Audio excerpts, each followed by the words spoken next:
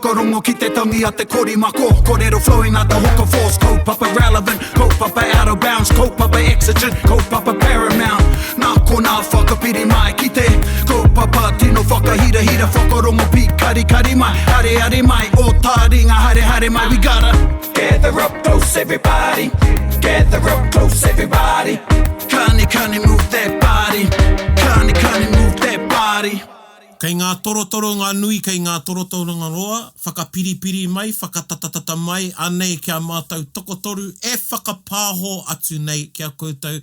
I o mātou kāinga i te mea e noho motu tonu ana mātou te tīma o Taringa, hoi anō e kore e motu te aroha, nau mai hoki mai ngai Taringa, ki a Taringa, te punua pāho, e whakapāho atu nei kia koutou. Tēnā koutou.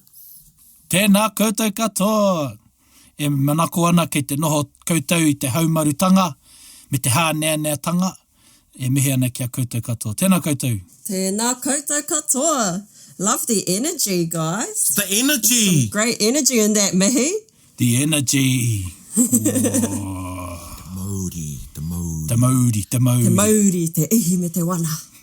It's the moody, I think, and you know, sometimes, e wā, because sometimes we have to record in the afternoon, even though we try to record in the morning when our energy levels are a bit higher. Aye. Mm-hmm. And Mokena says, he can feel the energy or not. But regardless of whether we've got low or high energy levels, I have to acknowledge that Taringa is a kaupapa that feeds my mauri. Kia ora. Kia ora. Yeah. And so ko kōrua tahi kei roto i tērā āhuatanga. A tātou kōrero ki a tātou. Ai. I runga i a tātou kaupapa. Beautiful. Kia ora. Hoi anō, tēnā koutou katoa, and hope, you've all been looking after your Māori, arato tinana, o koutou henengaro, me o koutou wairua i ēnei wānei. So before we get into our kaupapa, anei te kīwaha. He aha tā tātou kīwaha. Tika, kei au te kīwaha. Kei a koe te puairi? I nē. Kei au te kīwaha. Ai. I nē. I nē. I like it how you sort of gave that I nē a bit of a ngāpuhi feel. I nē. I nē. I don't know what their feel is. Must be too natural. No. Koe nā tā tātou kīwaha? Ai, koe nā tā tātou kīwaha. I think it's overlooked because it gets used so naturally. Yeah. Not realising he kīwaha Māori, he whakaaro Māori kei roto i taua kīwaha. Yeah. Koe nā tā tātou kīwaha. So probably the English equivalent would be, is that right? It's a surprise interest, I guess. Is that right? You can, Yeah. Yes. I'm like, oh. Yeah. I nē. Like, ko tūwhera no te miki tāna, I nē. I nē. Oh, gosh. Did you see all those lines? Yeah. Yeah, ko hoki au ki te kori tinana, I nē. Yeah. Like, Yes, and you get those, yeah. yeah, that can be a bit saki, actually. They can be a bit saki as well. Yeah. Or what about, did you hear so-and-so's 5 months pregnant? I nē. nē. Oh. So-and-so might be myself. I nē. It's I nē. Is this a public announcement? Is this a public announcement, Erica? I suppose, pretty public, yeah. So there you go, Tiwi, 5 months pregnant. E hapu ana, ka mihi kia koe, Erica. Ko kōpua Erica, ngā mihi kia koe. Otirā ko tō whānau. Yep. Thank you. Koe nā tā tātou kīwaha e te iwi, I nē. I nē. I-N-E Yeah. with a macron on the I nē. And like all the other kīwaha, it's ko te piki, ko te oro o te reo tētahi mea nui, Koina. e tino rangona ai te wairua o te kīwaha. So the intonation that you give a kīwaha, and after a time that intonation comes naturally. Ai. But you can hear the intonation in our voices, te oro o te reo, te piki, te heke o te reo, I reira ka tino rangona te wairua o te kīwaha. Ai. Me ngā whakaaro o te tangata ne. Ana. Like, koe nā tā tātou kīwaha. Gather up close everybody. Papa e hoama, ka huri nai nei ki tā tātou kaupapa, and we're kupu i te rā nei. Cool. And ko te random rerenga reo tēnei, nira. Ai, random, rerenga reo. Random, o taku e, random. Random. Roll that R, random. Hea te kupu mo te random, e tai? Yeah, aua. O mā te horapaki pē e whakatau te kupu tika. The context would... Yeah, koina. He ua, karewe te kite i tēnei wā, kare hori pū aku whakaaro ki tētai kupu ko tai. Ai. I nāia nei, te random. Ko te random, tētahi kupu kua tino arake i enei tau nei. Ai, tino. Yeah, like, oh, random, oh, he's random. Oh, that was random.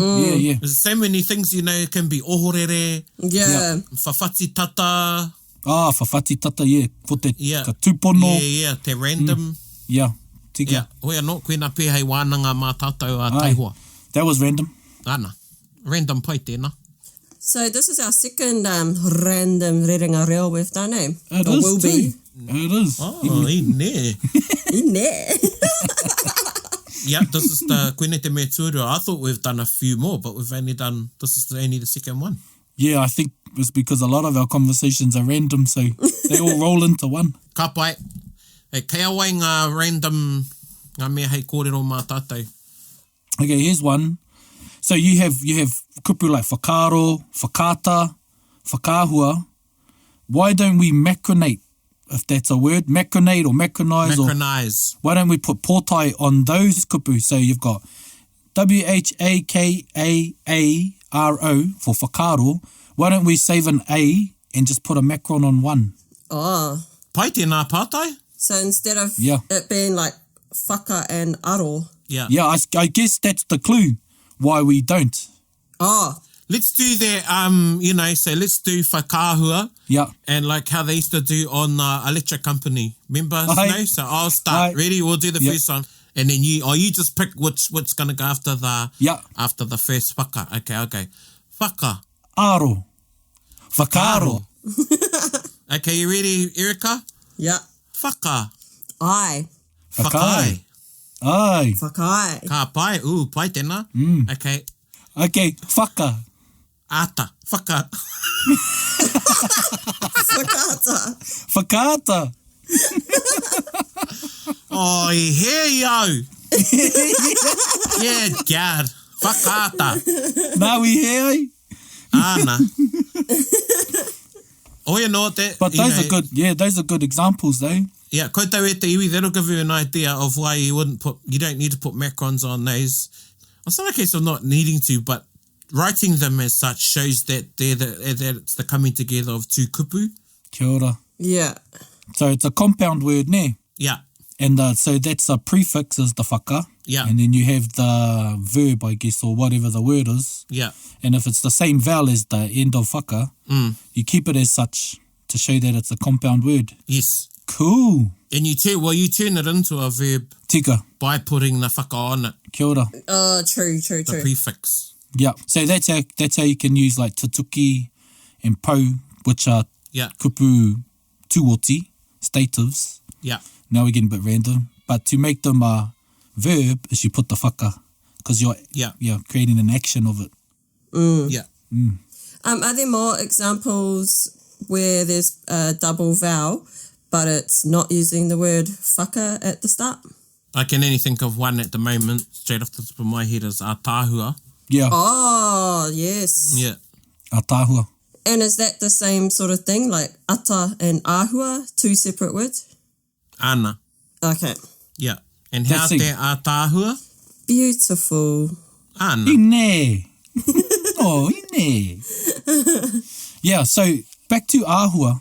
Now, when we make that verb, so whakahua, it loses its pōtai. Yeah.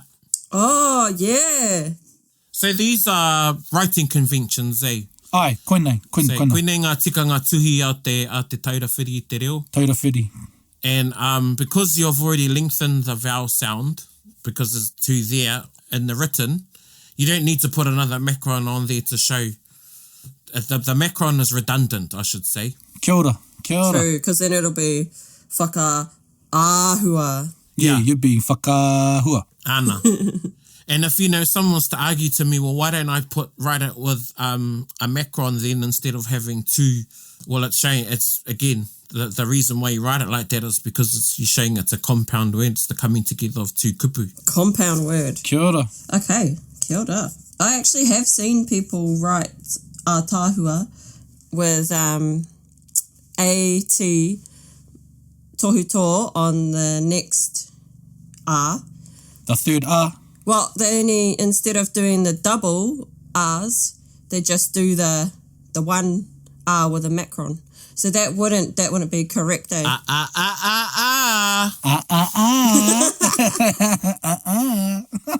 Ka. And koutou mā mena e hanga rangirua ana ko te A e kōrero tiana e mātou ko te A. Mm. E kōrero vowel ana I roto I te reo. Yeah. And if someone was to argue, why should we even have these ture? Well, you need tikanga and, ko te tikanga is so we have some level of consistency in how we write our language. Kia ora. Kia ora. Kei kona katoa ku whakaaro. Ana, and I'm not going to get into the double vowel debate I tēnei wā. There is no debate really ki roto I oku whakaaro. Koe no. Tika tau praone, I think because some of us are in a lucky position where we're trying to gain our mita or our rangi back from our respective iwi. But I do think there needs to be a form of standardization, just like when we're using official documents or we're trying to communicate across the board, that there should be a level in which that we communicate in terms of te reo Māori. So I do follow the convention created by Te Taurawhiri. Kia ora.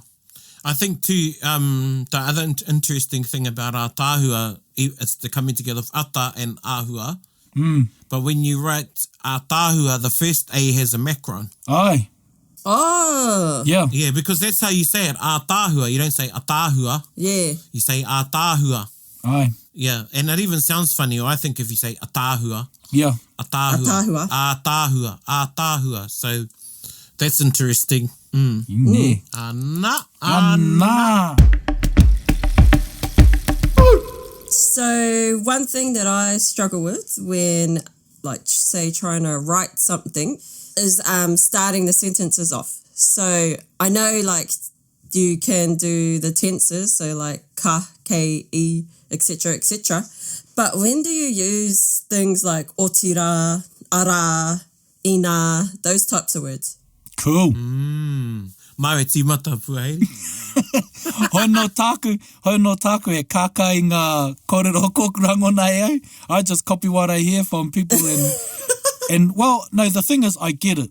Koina ke te wero I kōrero te mātou I mua I tā tātou rikuatatanga was where it's challenging us to be able to explain grammar. So that's another understanding of your reo is being able to explain it. Yeah. And so what I'm saying is, I can't.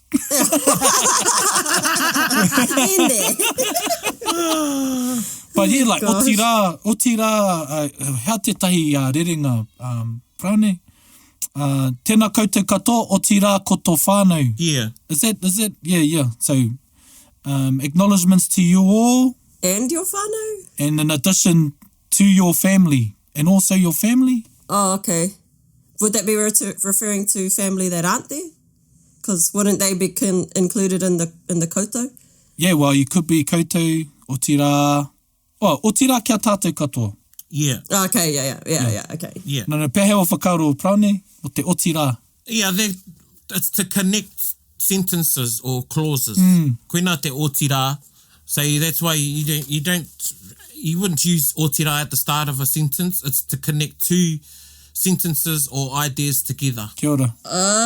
Okay. So mea na te... Ka pai. So it's like engari. You wouldn't start a sentence with engari. Aye. All right? Engari is like but. Otirā can also be in some context sort of like engari, carry the same sort of wairua. Yep. Yeah. Otirā, what I meant was, like engari, you use them to two sentences together. Aye. So a conjunction. Yeah. Okay? Yeah. It's a conjunction. Yeah, I get it now. Or according to maoridictionary.co.nz, a good one, I think, is but at the same time. Oh. Yeah. And also at the same time, and in addition to this, Yeah. or something like that, yeah. Otirā. So probably just if you're mentioning something and you want to include something as well. So it's kind of like using and, but if you do use otirā, would you then omit a hoki or a me? Kau? No, it's also on context. Yeah, it's Okay. on context. Okay, so like so which hoki are you talking about? As well or an intensifier? Yeah, as well. Tiakina o tātou marae, otirā me, there's the me. Yeah. Tiakina o tātou marae, otirā me hoki, and there's another hoki, it's not your hoki return. Tiakina o tātou marae, otirā me hoki atu ki o tātou marae. Oh, yeah. Okay, yeah. Right, so look after our marae, and as well as that, we need to go back to our marae. Yeah, koina. Yeah. So that was the me being used after the otirā. Oh, okay. No, I was meaning the other me, like the... As well as, like, mete. Like and. Yeah, like and. No, you wouldn't say otirā. Oh, no. Like maku he kawhe, otirā he kaputi hoki. O pēhea te horoi o koutou ringa, otirā me o kōnui me ngā whatinga. Oh, yeah. Yeah. Yeah, pai tēnā tauira. So wash your hands as well as your Yes. thumbs and your wrists. Okay. Ine. Ine, I think I'm settled here. Ko te mea nui, ia koutou e ako ana if you've started using otirā, if you're at that level of Te Reo, because that's a bit advanced, but it's probably one of the kupu you'd start using along with engari. Yeah. And you might have a whole lesson on otirā. Hoi anō, ko te pātai i te tīmatanga, hea hei kore ai e whakamahi i te otirā i te tīmatanga. Ai rānei, kao rānei, e whakaiti ana. So you wouldn't use it at the start of a sentence because you use it between two clauses to tie two whakaaro together. Me whakarongo pi kari kari. What were the other kupu you said? Ara or Īna. Yeah, so there's different, and that's why I wanted to ask, which ara are you talking about? Because there's not one ara. Yeah. Yeah. So I could say like ara, for the start of a sentence, ara no atu means innumerable. So ara no atu ngā kōrero. Ai, ara no atu ngā ara. Oh, yeah. Ara no atu ngā kōrero a ngā tūpuna. The sayings of our ancestors are innumerable. Kia ora. So I could say that at the start of a sentence. Yeah. I could say, ara tētahi kōrero e mea ana. There is a saying that says, and I could say that at the start of a sentence. Oh, okay. Yeah. Yeah. So is that the ara you're talking about? Yeah, that's the one. Yeah. Yeah. So pai noiho tērā. Pai noho te, yeah. Yeah. Or, when people say, well, there you go, that's it. Or you go, ara, koina te kōrero, ara, Yeah. koina tō whakautu, there you go. Yeah. And they say, as they like to say in wharepuhunga, arare.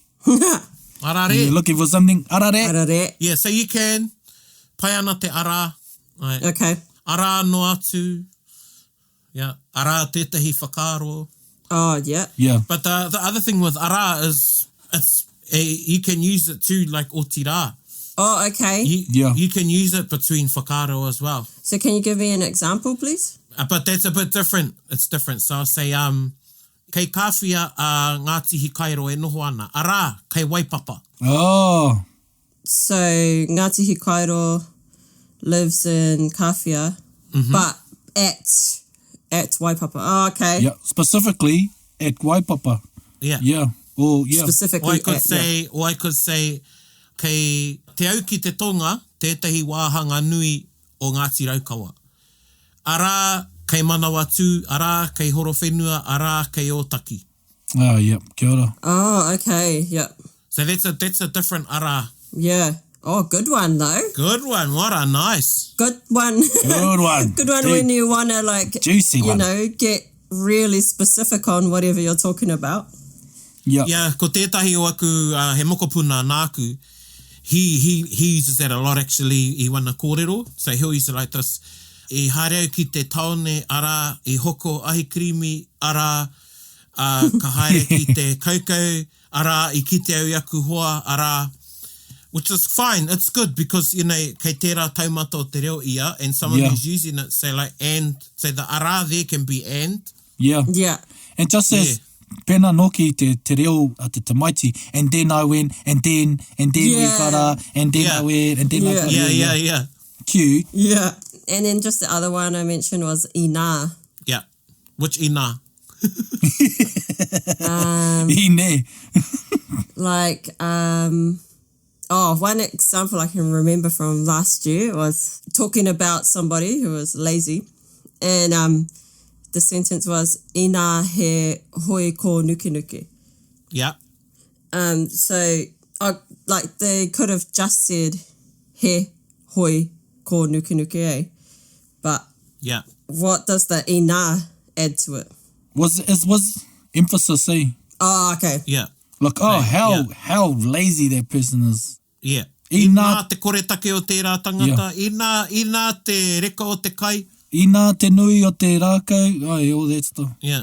Oh, okay. Ina te nui, ina te pai, ina te kino. And is that fine to like use it at the start of a sentence? Yep. It can be your statement, you know. It's a statement. Oh, statement. It can help your statement. Yeah. You create a statement and then, And then there's other ones like, is it ina ka mutu koe I tō kai? Yeah, that's what, he rereke tērā. Yeah. He time tense tēnā. He when. When. When Engari, ko tētai he ina, ko tētai ko ina. Ina. Oh, yeah, Yeah. ina. Oh, Yeah. so how no te ina? And Same, it's the expression, like, ana. ina is, ko te ina he emphasis, so whakakaha. Oh, yeah. Okay. Yeah, koina te ina. Or to draw attention. Kia ora, koina. Okay. Ina te poi nei. Yeah. Here's the boy, here he is. Ina te kai. Kei whea te kai, ina. Ina. Yeah. Yeah. Yeah, so koina tērā ina, engari ko te ina is when. Okay, cool. Ka pai?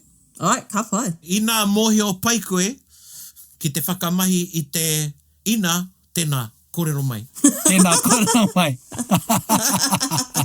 So when you've learned how to use ina, tell me. Yeah, tell me.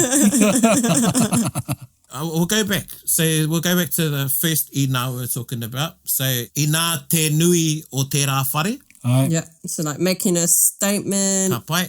Yeah. emphasizing it. Hei kupu, like an interjection. All Ne? right. Ina te poi nei. Ina te poine. Here's this boy. Yeah. And to put it in the middle of something like ka pakapaka koe I reira, I nā te wera o tērā whenua. Oh, Now you'd get burnt there because, it's really... it's so hot. Yeah. Yeah, I like that. And then the other ina is the when. Ka pai? When, yeah. Ta ina. Yeah. Ina. Ina. Ka pai? Ina tai koe ki tāmaki waia mai ki au. When you get to tāmaki, ring me. Or waia mai ki au, ina tai koe ki... Ina tai koe ki reira. Ai. Ki tāmaki, yeah. Che. Ai. Waia mai ki au, ina tai koe ki tāmaki. Ina tai koe ki tāmaki, waia mai ki au. Same. Okay, yeah. Ka pai? Ka pai. Ina ngā toa pai ki reira. Ka pai? Pai. Another thought is the use of tēnei as opposed to the use of nei. So, tēnei ata as opposed to te ata nei. Heanga rerekētanga o heanga wā tika ke whakamahia, tētahi o rerenga, te tēnei ata, te ata nei, ki runga nei, ki raro nei. I te rangi nei. Well, kei runga nei, kei raro nei is different. Okay, kia ora. Yeah. He rereke tērā. Yeah, kia kōrero tātou mo te tēnei ata me te ata nei. They're both the same. And I think when you're learning language, you start off with tēnei ata Tēnei ata, yeah, or tēnei pene, but they both mean the same thing. It's just a different way of saying it. choice.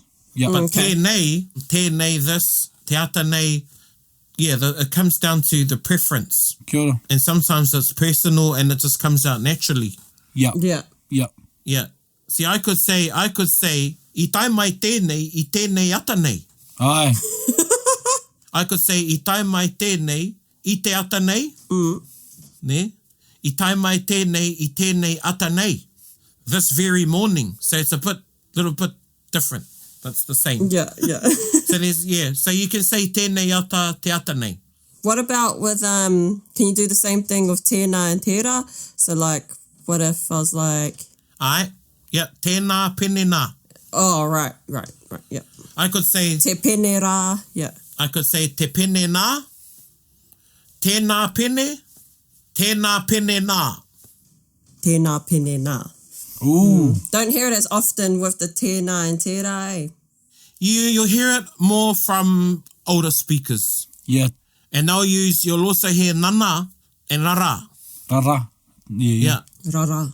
We have taringa. With us, we use raka a lot. Kia ora. But you'll hear nana a lot.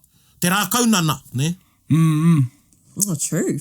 So you'll hear, and again, a lot of the time comes down to the, it's idiolectual, so it's something... Idiolectual, boom. Yeah, it's personal to that speaker. That's their way of speaking as well. Yeah, Yeah. kia ora. So I want somebody I know, they always use nana. Kia ora. Ka pai, and that's their own speaking style, how they speak, ne? So they always use nana. Engari, hoki mai ki tēnei nei. See, I could say tēnei nei. Hey, I didn't get that. This here, right here. Oh, okay. It's something you wouldn't koutou e whakarongo mai ana, kau kei rori koutou.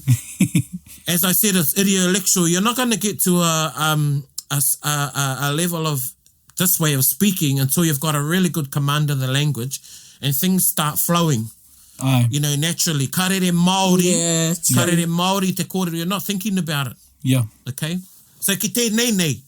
Now, if I was to say that to somebody who's just learnt their tēnei, tēnā, tērā, they're going to think, he just put a nei after tēnei. Tēnei nei? He must be a horse. Oh, what is a nei? Yeah. And of course, if I can say tēnei nei, I can say tēnā nā and tērā rā. Tērā rā, yeah. Okay, yeah. Yeah. Cool. But it's Yeah. because when you start learning te reo, you're learning at a very guided path, you know, or a very stringent way sometimes, just so that you can learn the basics, and then just beyond those guidelines are all the beauties of the how no tō kupu idiolectual or the nuances of te reo. So how te rerekētanga? Oh, what about kei runga nei, kei raro nei? Kei raro nei, kei runga nei was location. Oh, location. Yep. So it's a location, and again, it's something that's pretty closer to me, I would think. Yep. Kia ora. Yeah. In relation to the speaker, ne, or in relation to the listener, in some instances. Kei runga i te rākau nei. So if I was speaking to you, like we're speaking, and just say beside me is a tree or something. Yeah. Ko kite koe taku ngeru, and you'd say, Yeah. kei roto i te rākau nei. Yeah. Kei raro i te tēpū nā. It's under the table there by you. Kia ora. Okay. Same but different. Yeah. Well, all those nei, the locatives, nei nā rā, you'll get that sort of pattern from good speakers through all of those. So, tēnei, konei and pēnei and pērā and all of those. Yeah. Kia ora. Pēnei, tēnei nei. Pēnei tēnei nei. Ko e pēnei tēnei nei. Like this right Me here. pēnā tēnā nā. Yeah, yeah. Pēnei tēnā nā, pērā i te rāra. Pērā i te rāra, I pēnei tēnei nei. Yeah. Cool. But you won't get taught those things. There'll be things that you will pick up when you hear good speakers of te reo. Aye. They're not actually things that I remember learning. They're actually things I picked up. Yeah. And they eventually come naturally. Aye. Yeah. But, you know, in all honesty, koutou e ako ana i te reo. Tātou, we're all learning te reo Māori. You never stop learning anything. You're only going to get that if you expose yourself to other speakers. Ka pai? So while I applaud, you know, learning te reo in a digital space, out of books, in the classroom, he rawe katoa era. But you need to give your exposure to other speakers out of your circle.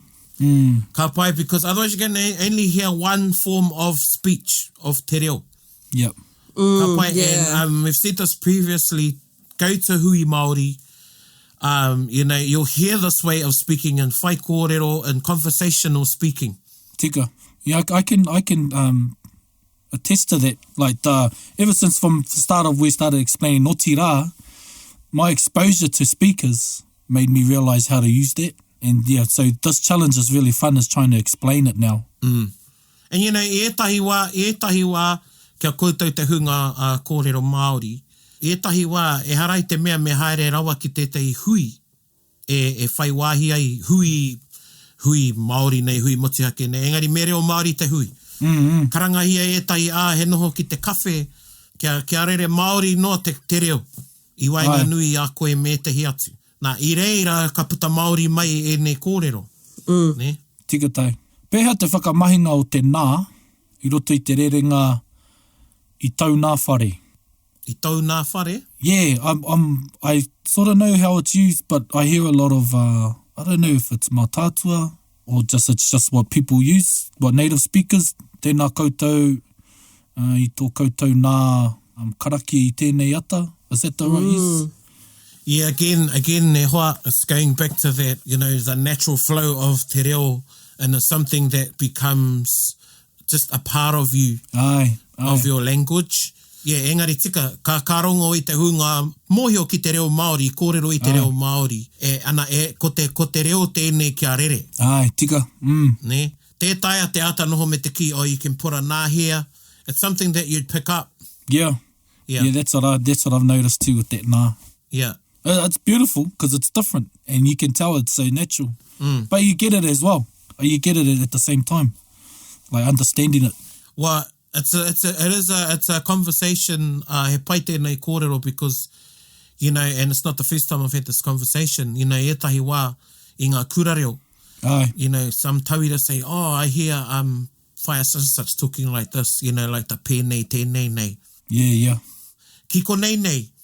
Konei nei. Ki konei neki. Ki koneki nei. Oh. Yeah, ki konei neki, ki koneki nei, but I've never heard ki koneki neki. Ki noki nei, neki neki nu. Kare pai ki te taringa. Ai. Nera. Ai. Ka ki koe ki koneki nei, ki konei neki, but you'd never say ki koneki neki. Ai. Nah. Or ki konaka naka. Ki You'd konaka say ki naka. konanaka. You'd say ki konanaka, ki konaka nā, ne? And ki konana, but kaua ko te ki konaka naka. Yeah, kamahara i te ki korakara. Ai.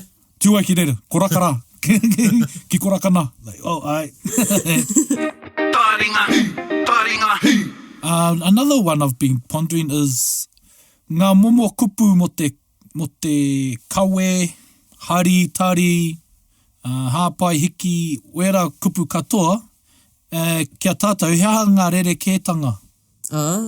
Words for carrying things. Yeah, carrying or to, and I think probably we can cut these into two sub-categories, as in carry and to elevate. Oh, yeah. But you have kawe, piko, waha, hari, tari. Are there differences? You know, you couldn't use one for the other? One, depending on the context? Well, definitely waha. Alright. So he rere ke te waha. Waha is always on your back. Kia ora. Oh. Yeah. Kia ora. Koina te waha. Wahaina maira. So bring, and you know, it's the imagery as well. So maybe when you've gone hunting. Or when you carry a child on your back. Aye. The old way of carrying a child. Aye. Yeah. And that's also, you know, I'm reminded of tētahi nā te wharehuia tēnei. If someone, you know, is challenging you and you want to challenge and it's over age, or you want to challenge them because of they're younger than you, or say, oh, where were you? You know, you weren't even around there, something like that. You'd say, he waha waha koe nāku. Che. He waha waha koe nāku, which means you're something that I once carried on my back. Aye. You're, or, you know, not something, you're somebody, you know. Yeah. He waha waha koe nāku, which means I'm much older than you. You were once a baby. I remember carrying you on my back. Yeah. Similar to how people used to be like, I used to change your nappies. Yeah. No, it's exactly the same. Yeah, kōwhai tō hamuti. Yeah. That's a really cool saying, a sentence. Yeah. Yeah, it's very Māori. Very Māori ake nei. Pēha te pīkau, so ia orite ki te waha ki te tuara? Ko te pīkau ki taku mōhio is on your shoulder. Kia ora. So that's Okay. te pīkau. Yep. Koe nei te pīkau. Cool, like a satchel draped over a shoulder. Or, Yeah. So koina te pīkau, Cool. ko te waha ki tō tuarake, ne? Oh, but I hear piko in a lot of karanga. Yep. Yeah. So pīkau tia mai. You'll hear pīkau tia, you'll hear wahaina. Oh, but I don't see them carrying things on their shoulders. Ana, so it's what I said, it's the imagery that the kupu give you when you hear them. Right, okay. Yeah. Yeah. Oh, I was reminded of te kupu mo te hoiho. Nā tag te ruki me mai kia mawatai prane. Kōrero mo te wahakuri. Oh. He said that was the word they used for hoiho in when te wā i tai mai ai ngā hoiho ki mania poto ki tēnei rohe. They used the word wahakuri. Ah, kia ora. And the imagery is right there. Yeah, true. Te kuri, the four-legged animal rānei. Yeah. And ko te wahai, kawe ana i te tangata i runga i te tuara. I was like, that's wahakuri. Ana. So pīkau, koina te pīkau. Peha te hari, ko te hari mā te ringa pea? E kōrero ana. Yeah, ki au karau kawea mai me te hari, ahua rite. Ahua rite neha. Yeah. Manje ko te hari a ringa nei, ko te kawe is to take. But hari kei te... Yeah. Like, he pēnā no kia hoki ki te pīkau me te waha, ka ki tonu etahi he rite te pīkau ki te waha. Okay. Some will say that the pīkau is same as waha, ne? Engari, ko tete atu anō kōrero mo te pīkau is to carry on by your shoulder on your back. Kia ora. Yeah. Yeah. Hey, Yeah. Engari, ko te hari is by the, hari a mai, yeah, by the hands. By the hands, yeah. Hari a mai he haringa mo te tepu. Yeah. And I hear more contexts of kawe as in ko kawea te tangata e te tai. Carried away, taken away. Yes. Oh. Yeah. Yeah, I wouldn't say hari a mai. I wouldn't say kawea mai te puka puka. Yeah. I'm just trying to think how we I'd use hari and we I'd use kawe. Only in my experience, I've heard kawea as in away, and hari, well, as in you can do that as bring as mai and atu, but I've never heard it kawea. Well, you'll hear kawea mai rā. Kawea mai o tātou aitua ki runga ki tō tātou marae. But yeah. Paku orite pia. He orite Paku pia orite. te kawe me te hari. Engari te hāpai, he rereke te hāpai. Hāpai tia mai, lift up and bring. Hāpai tia mai. Aye. I'm doing this lifting action. Yeah, he's doing the action, he's doing the...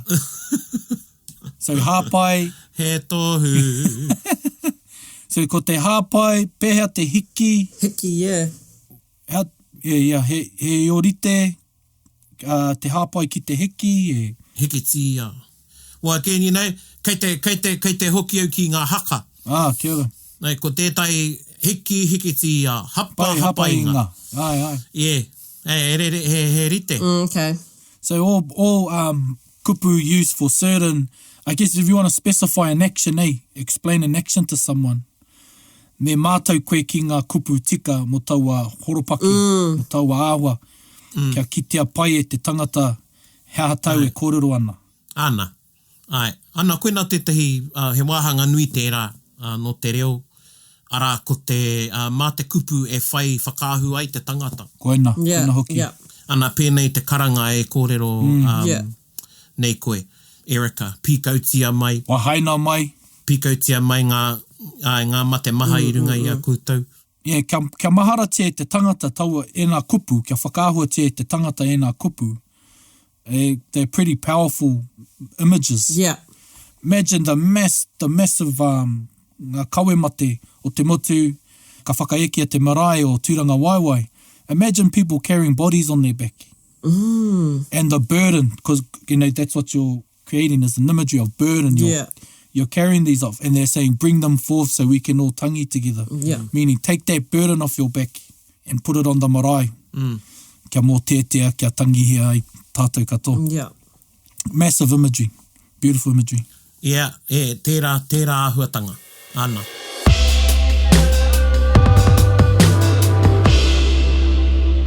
Well, kia huri tātou ki tā tātou waiata. Oi, tēnei wiki, ko tā tātou waiata ko Te Whare Tū Nei. This was written by Akamedia Rose no Ngāti Rehia o Ngāpuhi.